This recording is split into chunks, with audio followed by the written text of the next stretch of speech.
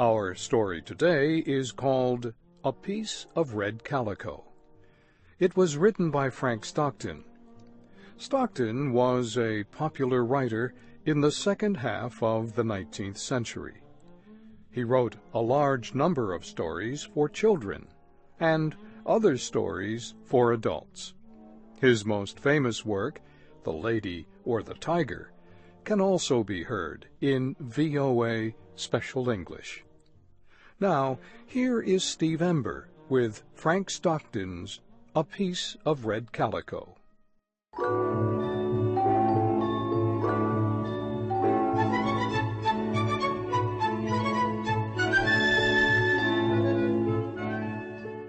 I was going to town one morning when my wife gave me a little piece of red calico cloth. She asked me if I would have time during the day to buy her 2.5 meters of calico cloth like that. I told her that it would be no trouble at all.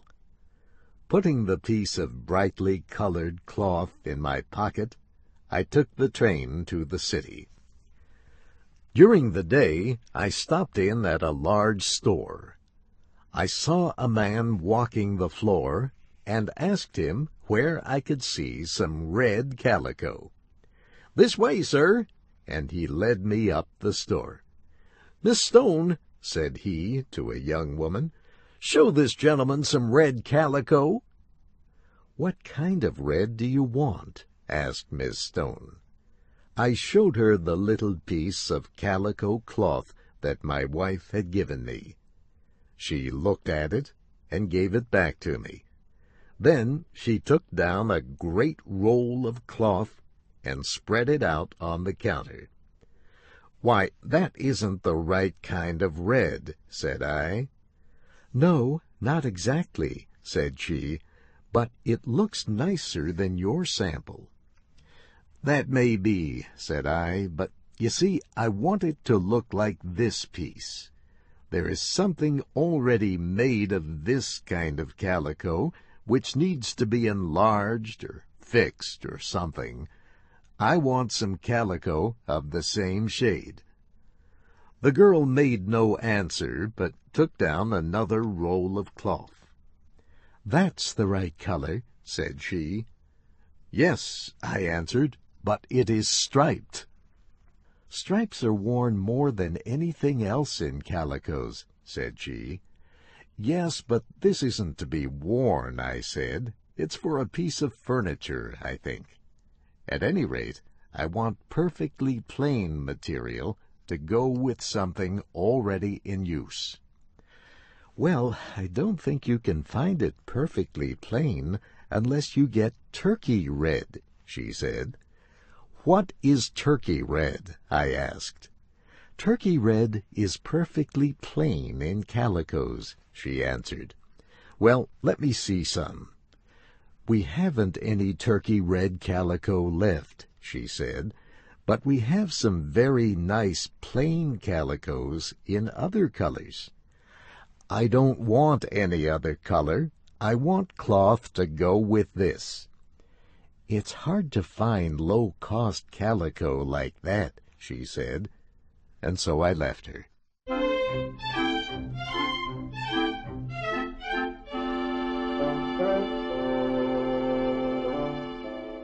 I next went into a store a few doors up the street. I gave a salesman my sample and asked, "Have you any calico like this?" "Yes, sir," said he. "Third counter to the right." I went to the third counter to the right. A man there looked at my sample on both sides. Then he said, "We haven't any of this." "I was told you had," said I. "We had it, but we're out of it now. You'll get that from an upholsterer, someone who recovers furniture." I went across the street to the upholsterer's store. "Have you anything like this?" I asked. "No," said the man. "We haven't. Is it for furniture?" "Yes," I answered. "Then turkey red is what you want." "Is turkey red just like this?" I asked. "No," said he, "but it's much better." "That makes no difference to me," I said. "I want something just like this." "But they don't use that for furniture," he said. "I should think people could use anything they wanted for furniture," I said, somewhat sharply. "They can, but they don't," he said calmly. "They don't use red like that. They use turkey red." I said no more, but left. The next place I visited was a very large store. Of the first salesman I saw, I asked if they sold red calico like my sample. "You'll find that on the second floor," said he. I went up the steps. There I asked the man, "Where will I find red calico?" "In the far room to the left, over there," and he pointed to a distant corner. I walked through the crowds of purchasers and salespeople, and around the counters and tables filled with goods, to the far room to the left. When I got there, I asked for red calico. "The second counter down this side," said the man. I went there and produced my sample. "Calicos are downstairs," said the man. "They told me they were up here," I said.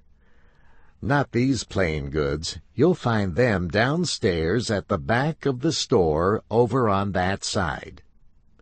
I went downstairs to the back of the store. "Where will I find red calico like this?" I asked.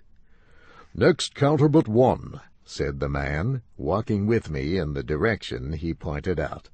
"Dunn, show this man red calicos." Mr. Dunn took my sample and looked at it. "We haven't this shade in that quality of goods," he said. "Well, do you have it in any quality of goods?" I asked. "Yes, we've got it finer." And he took down a piece of calico and unrolled a meter or two of it on the counter. "That's not this shade," I said. "No," said he. "It is finer, and the color is better." "I want it to match this," I said. "I thought you didn't care about the match," said the salesman. "You said you didn't care for the quality of the goods. You know, you can't match goods unless you take into consideration quality and color both. If you want that quality of goods in red, you ought to get turkey red." I did not think it necessary to answer this comment, but said, "Then you've got nothing like this." "No, sir, but perhaps they may have it in the upholstery department on the 6th floor. So I got in the elevator and went to the 6th floor. "Have you any red material like this?" I said to a young man. "Red material? Upholstery department, other end of this floor." I went to the other end of the floor. "I want some red calico," I said to a man. "Furniture goods?" he asked. "Yes," said I. "4th counter to the left." I went to the 4th counter to the left and showed my sample to a salesman. He looked at it and said, "You'll get this down on the 1st floor, calico department."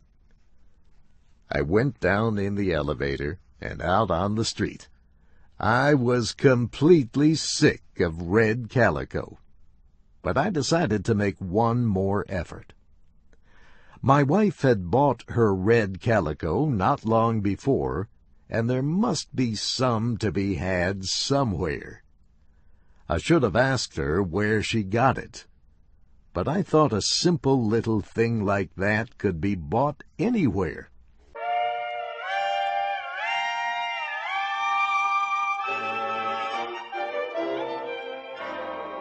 I went into another large store. As I entered the door, a sudden nervousness took hold of me. I just could not take out that piece of red calico again. If I had had any other kind of cloth, I think I would have asked them if they could match that. But I stepped up to a young woman and presented my sample with the usual question. "Back room, counter on the left," she said. I went there. "Have you any red calico like this?" I asked the saleswoman. "No, sir," she said, "but we have it in turkey red." Turkey red again! I surrendered. "All right," I said. "Give me turkey red." "How much, sir?" she asked. "I don't know, say 15 meters. She looked at me strangely, but measured off 15 meters of turkey red calico. Then she touched the counter and called out, "Cash." A young girl with yellow hair appeared. The woman wrote the number of meters, the name of the goods, her own number, the price, and the amount of money I gave her on a piece of paper. She probably wrote some other things like the color of my eyes and the direction and speed of the wind.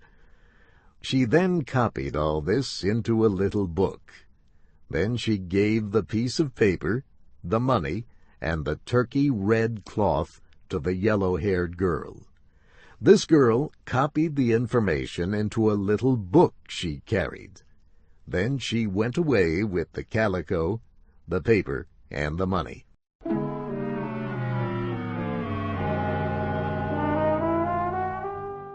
After a very long time, the girl came back, bringing the money I was owed and the package of turkey red calico. I returned to my office, but had time for very little work the rest of the day. When I reached home, I gave the package of calico to my wife. She opened it and declared, "Why, this doesn't match the piece I gave you." "Match it!" I cried. "Oh, no, it doesn't match it. You didn't want that matched. You were mistaken.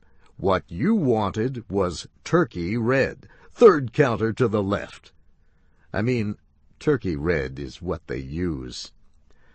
My wife looked at me in surprise, and then I told her my troubles. "Well," said she, "this turkey red is much nicer looking than what I had. You've got so much of it that I don't have to use the other at all. I wish I had thought of turkey red before." "I wish from the bottom of my heart you had," said I.